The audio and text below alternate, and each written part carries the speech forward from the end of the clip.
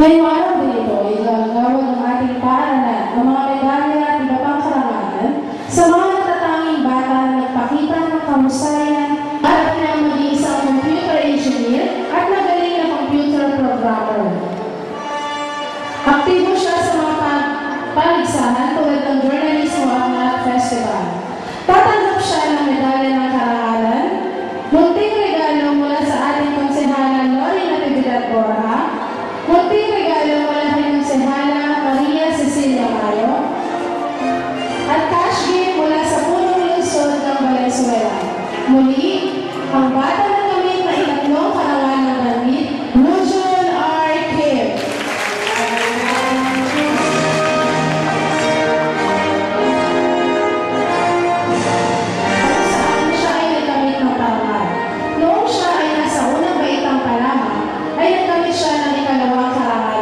Nagkamit siya ng Leadership Award nang siya ay nasa ikalawa at tatlong baita. Unang karangalan nang siya ay nasa ika-4 na baita. Nararapat lamang na siya ay gawaran ng ikalawang karangalang banggit. Tatanggap po siya ng medalya ng karangalan, munting regalo kay konsehala Lorena Natividad Borja, munting regalo mula kay konsehala Maria Cecilia Mayo, cash gift mula sa punong lungsod ng Valenzuela, at munting regalo mula kay konsehala Shalali Soledad. Muli, ang batang nagkamit ng ikalawang karangalang banggit, Patricia May Esbelsa. Pagsama, tulad ng pagsulat ng balita sa journalismo, competition sa MTAP at tagisan ng talino. Nagkamit siya ng unang pwesto nung nasa ay nasa ikalawang baita. Ikasyong na karangalan nung nasa ikatlong baita. Ikalawang karangalang banggit nung nasa ika-4 na baita. Unang karangalang banggit nung nasa ika-5 baita. Nararapat lamang na siya ay gawaran ng unang karangalang banggit. Tatanggap po siya ng medalya ng karangalan, munting regalo mula kay konsehala Lorena Natividad Borja, munting regalo mula kay konsehala Cecilia Mayo, munting regalo mula kay Myrtle Soledad, cash gift mula sa punong lungsod ng Valenzuela, at munting regalo mula kay Shalani Soledad. Anwali Alfaharo. Mahilig siyang magbasa ng mga aklat at magsagot ng sudoku. Sa kanyang paglaki, nais na maging isang accountant. Lagi siyang ipinaglalaban sa mga paligsahan tulad ng MTAP, journalismo at tagisan ng talino. Nakamit niya ang ikalawang pwesto sa district level ng paligsahan sa Science Quiz Bee noong siya ay nasa ikalawang baita. Nakamit niya ang ikalawang karangalan magmula unang baita hanggang ika-5 baita. Nararapat lamang na siya ay gawaran ng ikalawang karangalan. Tatanggap po siya ng medalya ng karangalan, medalya para sa Leadership Award mula kay Kagalang-galang Kagawad Ludi Alonso, medalya para sa Leadership Award mula kay konsehala Rishi Tuaga, munting regalo mula kay konsehala Lori Natividad Borja, munting regalo mula kay konsehala Maria Cecilia Mayo, cash gift mula sa punong lungsod ng Valenzuela, at munting regalo mula kay konsehala Shalani Soledad at Myrtle Soledad. Muli, ang batang nakamit ng pangalawang karangalan, Annalisa Alfaharo. Computer at magbasa ng mga aklat. Isa siyang magaling na leader at tunay na mapitagang bata.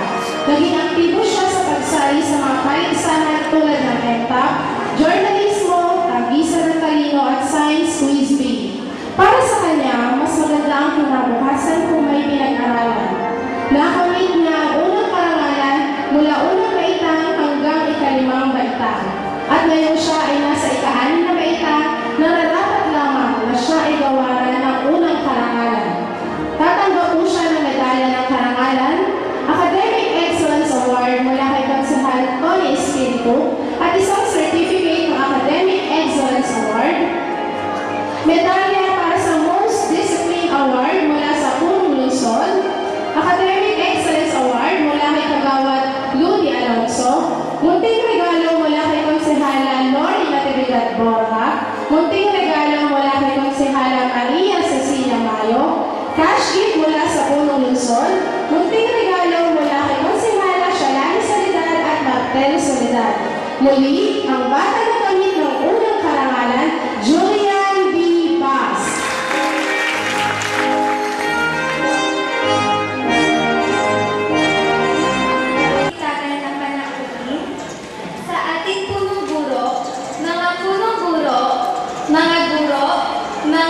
magulang at sa aking kapwa mag-aaral, mga kaibigan, isang magandang hapon sa inyong lahat.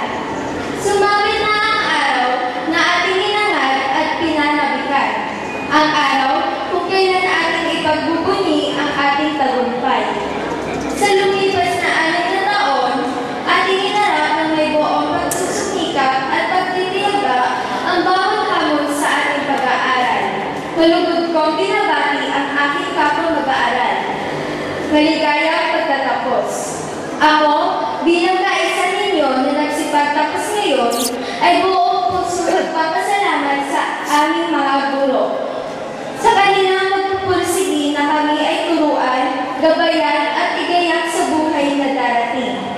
Salamat sa mga payo, pangaral at lalo na sa pagbibigay sa amin ng inspirasyon sa pag-aaral ng mabuti. Kakamitin namin ang magandang buhay. Salamat din po sa aming mga mahal na magulang na walang sawa na kami ay itaguyod at suportahan sa aming pag-aaral at pamumuhay. Hindi man namin laging nababagi kung gaano namin kayo kamahal, ngunit sa araw na ito, iniaalay po namin sa inyo ang aming tagumpay. Salamat sapagkat hindi niyo kami pinabayaan. Salamat sa pagkakataon na kami ay inyong pag-aralin. Dahil dito, naakyat namin ang unang bagdan ng aming tagumpay. Higit sa lahat, salamat Panginoon sa buhay at lakas na aming nagagamit sa araw-araw. Sa pagpapala sa amin ng kaalaman at talino, ibinabalik po namin ang lahat ng karangalan sa banal mo pong pangalan. Sa ating pagtatapos na may paksan handog na karunungan, sandalan natin sa pagbuo ng bayan, mga kamag-aral, mga kaibigan. Tayo'y manindigan sa araw na ito ay ating sisimulan ang pagbuo ng ating mga pangarap. Pangarap para sa ating sarili, para sa ating pamilya, at para sa ating bayan. Tayong mga kabataan ang tunay na pag-asa ng bayan. Nakasalalay sa ating mga kamay ang pag-unlad ng ating bansa. Magpursige tayo, kumilos, mag-aral tayo ng mabuti at sa darating na panahon na ating makamit ang ating pinapangarap na propesyon, gamitin natin ang lahat ng ating natutunan sa maganda at kapaki-pakinabang na bagay. Tumigil tayo palagi ng may pagpipitagan dahil nakasalalay sa atin ang pag-unlad ng ating bansa.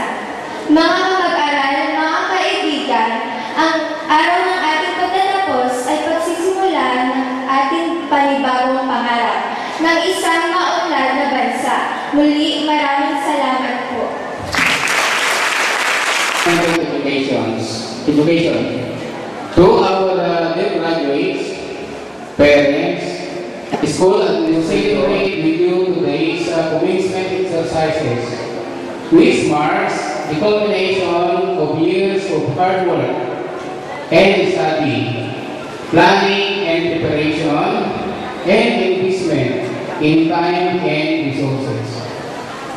This day is truly a significant milestone and for us, as it is for us in the Department of Education.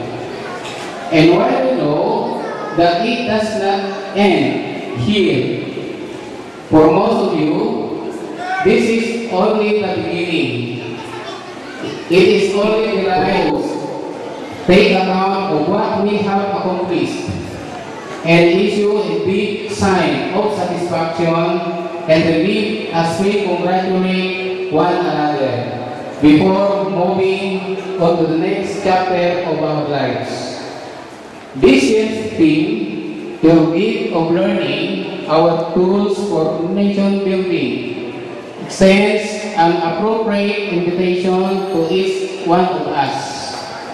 The gift of learning is universal one, offered to every stakeholder in the education sector. To our dear graduates, remember that our newly harnessed values, knowledge, and skills shall comprise erect the pillars and walls of our rising nation. How beautiful and strong you design this building to be depends on a lot on you. To our rightfully proud parents, administrators, faculty, and staff, your own gift to support and reform education are making it possible for us to hope for a better future. Yet, let us also remember that our actions and examples, more than our words, leave permanent imprint in our minds of beyond. The integrity we bring into our homes and classrooms become the foundation of our own future. The justice, peace, and prosperity we yearn for strongly depend on the truth and faithfulness we witness today. We are all architects, engineers, and builders working together in our colossal project we call our country, the Philippines.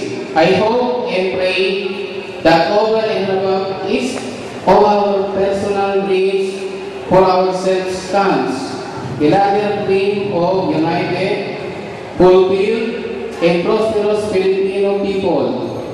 A dream that not only benefits, celebrate, but one that benefits all. Congratulations on your achievement. Celebrate it, cherish it, and let it inspire you to make your own contribution to the development of the nation. Mabuhay kayong lahat. Brother Arvin A. Luisno, Secretary.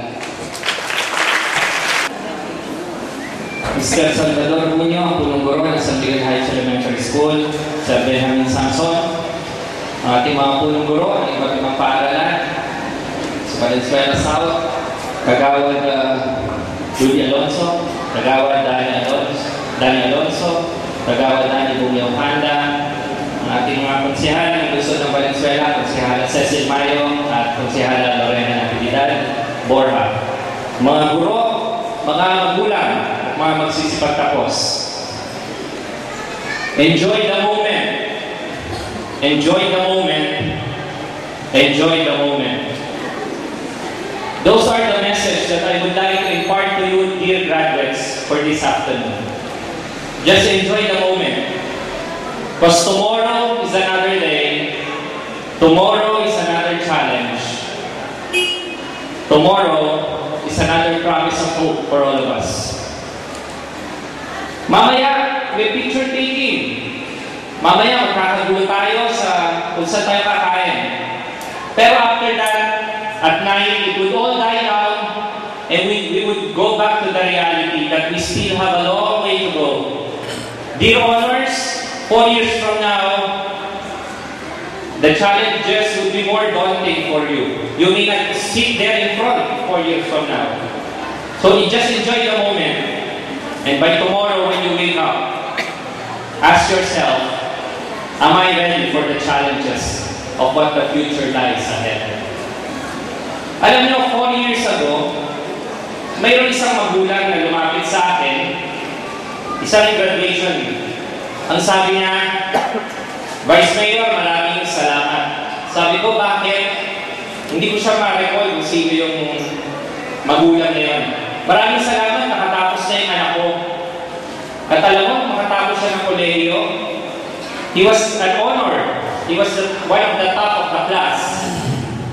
At ang natatanda ko, kaya ako nagpapasalamat sa iyo, dahil doon sa kwento mo yung graduation nila, it struck him, yung anak mo, natandaan niya yung graduation na yun, at yung story mo yun, and all throughout his college life, yun ang